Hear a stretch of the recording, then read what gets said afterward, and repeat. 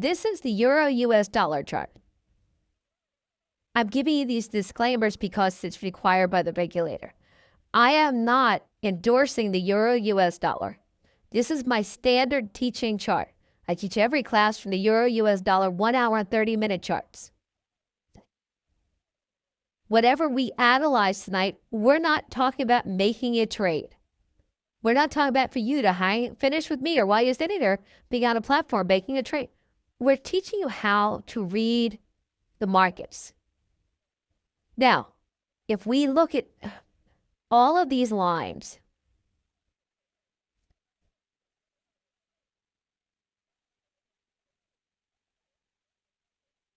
going across, these are lines or levels or steps on the ladder that when the asset was trading historically, not today, because we're not going in watching the elevator up and down today and then making trading decisions. We watched that elevator a month ago, 6 months ago, 12 months ago, last year when we were on vacation, maybe we have a conferences every year at the same time in Dubai.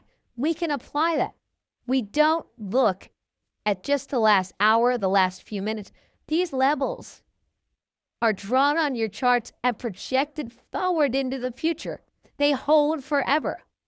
So what you observed in that elevator, unless something radically changes, will hold true moving forward. Now, there is no law, there's no rule that says that elevator must stop at 18. There's no rule that says it must stop at 22. What we've done is we've analyzed its movement to make very good decisions that it most likely will. Now, these lines on my charts, these dashes and dots, are really not, how do I explain? Are not important to you. They're important to me because it is my system. Okay. I have a legend, a private legend, that I color code these lines based on when I drew them on the charts, how long ago that they were drawn, how many times that they have been important, and how many times they've held true. Like this green level is very, very old. Now, I say very old. It wasn't until the last year that the euro was even down at this level. But every time the euro was at this level, price level of 107. Okay, now the other thing you have to remember is support and resistance levels are not definitive exact numbers. Okay, we're not going to say that the ladder step is not like an elevator. It's not at exactly 107,661. Even though that's the price we're doing there, it's a level. It's it's around 107.6. Okay. Now, I make my dashes, my dots, and I'm constantly changing. The more these hold recently, the more important they become to me. So greens are my very, very big go. Solid lines tell me they're strategically very important. The solid gold line down here was on my charts from way back when. Move forward, and look how important that price level was here. Okay. If we take my green levels,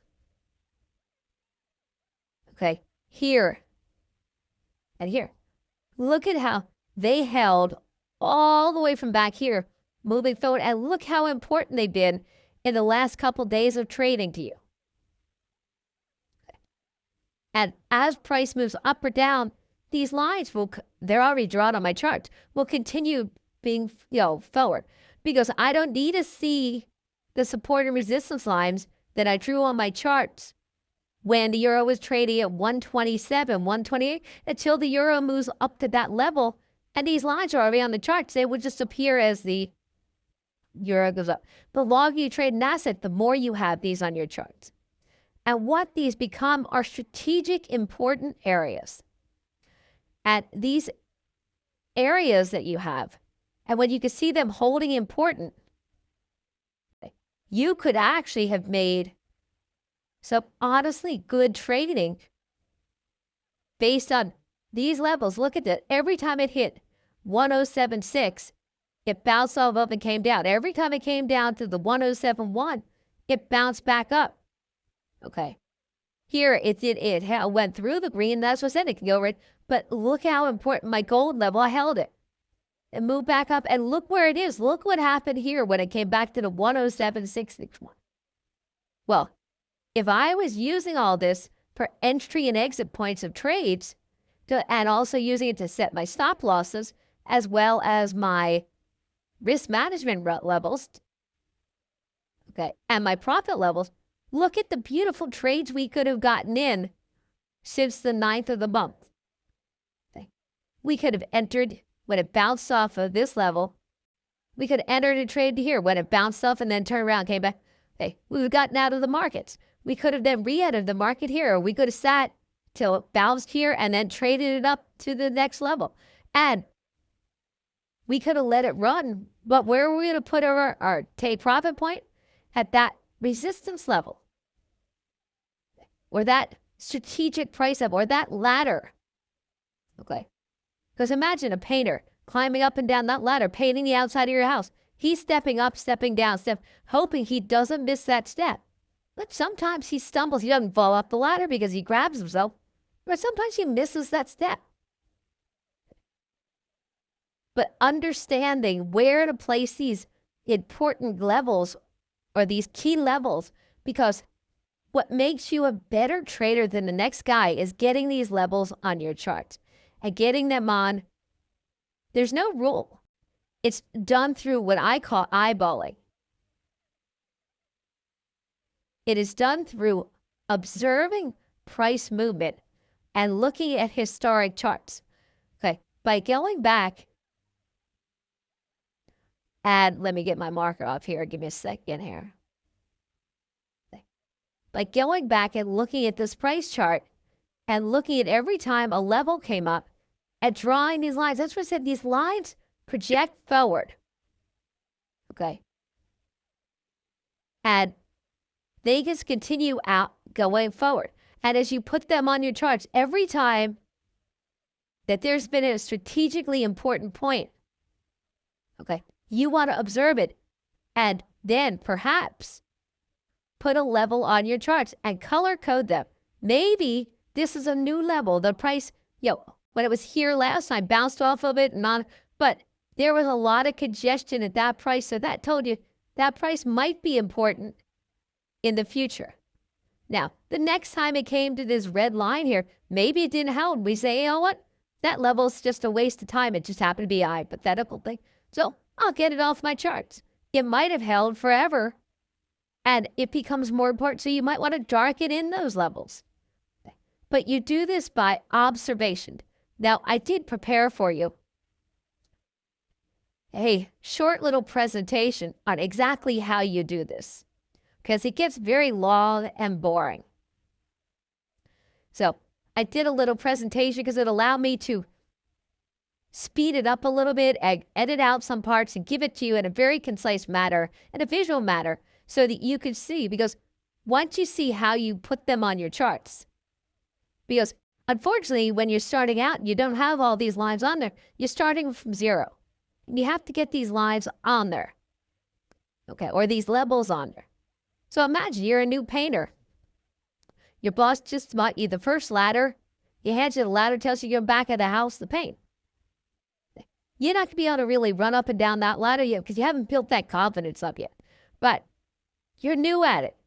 With time, you've got all these levels on there, and you don't have to draw them anymore because they're just on there. But where do you start and how do you put them on? And then how do you get these beginning points? So let me just share with you.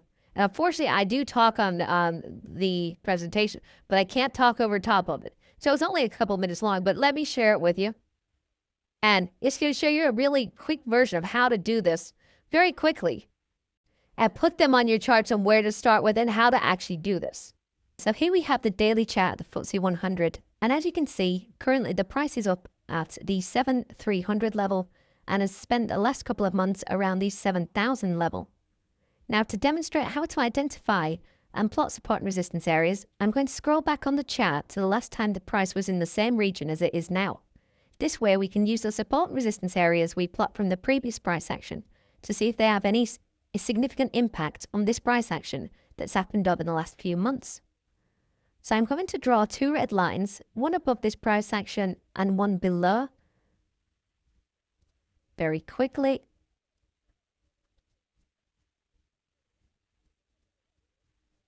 There we are. Now we want to scroll back and find the last time that the price was between these two lines so we can use it to identify and plot the support and resistance areas for this price region. So if we scroll back, we find that the last time price was in this particular region was sort of December, January to August 2016. So in order to start plotting the support and resistance areas, we first need to identify where they are. And as I said in the video previously, we need to spot the points where price has had a significant reaction. And to do this, we want to find where price has either been heading in a particular direction, has stopped and reversed, like here, or where it stalled for a significant amount of time before either breaking through a particular area or reversing. So this area here, for example. And to plot these areas, I'm going to take my circle tool and I'm just going to first pick out all the reactions that I can see on this particular region of price action. So as I said before, I'm just picking out all the reactions where price has either reversed or stalled. And I'm just highlighting them so I can see them more easily. Fantastic. Okay, and now to plot the areas, I'm going to take my line tool and I'm going to work my way down the chart until I come to a reaction point. So the first reaction point I come to is this one here. And I want to encapsulate this reaction with the two lines. So I want to take the highest point the reaction occurs, and I want to try and place my line at the lowest point where the reaction occurs. And then once I've done that, I can delete my circle. So here we have our first support and resistance area.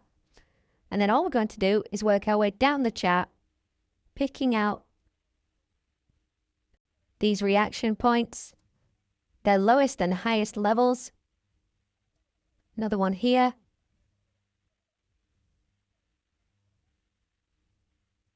Another one here. This one has more than just the one reaction from it, which is fantastic as it gives this particular area a little bit more weight in future use. As we come down a bit further, we've got this one here.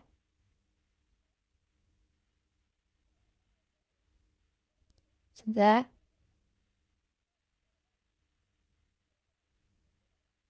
Actually, this one could probably come a little bit lower and encapsulate that reaction as well. And then we've got one down here. There. Another one here. There. And then we've got another one here. There. And then we've actually got another one here. There. And then we can delete our circles, as all of these reactions should now have been encapsulated in the areas that we've drawn. So that one has, yep, yes, yes, yes, yes, yes, yes, yes, and yes. Now you may have spotted, it is a little bit boring and monotonous and time consuming, but it's only the first time you do it. Okay. Once you have them on your charts, you never have to do them again. Okay. And you only have to do them when price moves to a different level that it hasn't traded before. In other words, if you had done all that around the euro US dollar, say between the 104 level and the 108 level, okay, until the euro moved above 108 and started moving up, you'd never have to do it again. So what you would do after that point is as price move those lines on your chart. okay, will continue forward into ever. Once you have those on your chart, yes, if you see that a new level is holding or a new level is becoming critical, you can add another line onto your chart, but you've got them, okay? And what eventually you will have them all up and down your charts. Now, sometimes they will fade out of necessity because that price is no longer important, but that becomes important. There are other ways also to put support and resistance in your chart. One of those ways is using what they call pivot points. I hate pivot points. I think they're a big waste of time, but I just click on pivot points and you see all the new lines that were put on my charts. Those are all the gold lines that were just dropped on there. Pivot points are mathematical calculations. Okay. And they use the current price, the high, the low, the close, and just do a calculation. I don't think they have any relevance, but some people like them. Okay. I don't use them because they're just some kind of a formula somebody came up with. And there are R1, S1, R2, S2, and they're just simple calculations. Another way of adding critical support and resistance to your charts, let me get rid of these, is by adding Fibonacci retracements. Okay. Oh. Let me get rid of these, sorry. Let me just get this chart up to where we were. Oops. Okay, now we can use our Fibonacci retracement tool and drop our Fibonacci levels on our charts and use those as support and resistance levels.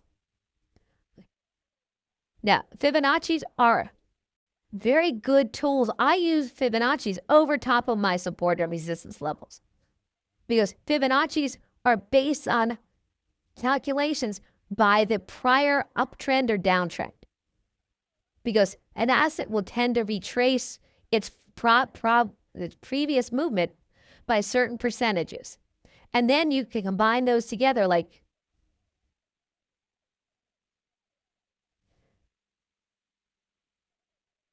here we have our fib level, our 06181 fib level, which is a very critical fib level here. And it's directly between my major support and resistance lines. So what it's doing is breaking down and giving me another crucial point between that level. Okay, my 78.6, my 1, my 23.6. So it's giving you more, but for me, eyeballing is what I showed you to do, is critically important because it's what makes you a better trader than the guy sitting across the room from you. Because everybody who uses pivot points, who uses indicators, is using oscillate, are using the same calculation. They're using and doing the same thing. What makes you any different? Now, fib levels are a little bit personalized because you have to determine what you think is the absolute or the critical low and the critical high of the previous movement. But it's still basically the same formula. Only you have these levels on your charts you drew on here. Only you, because it was your work, and this what gives you unique. And now what you do is you know exactly where these steps are in this elevator, okay, or where these floors are in the elevator by your observation. Okay, and this makes you an individual trader and a guy who knows what the market is doing and why it should be doing, and you know exactly why these levels work. Now, again, I prepared for you another little presentation. Somebody said the volume wasn't so high. If the volume isn't enough for you to hear the recording, turn up the volume on your speakers. Okay. But here's an easy support and resistance strategy that you can apply to make simple trades.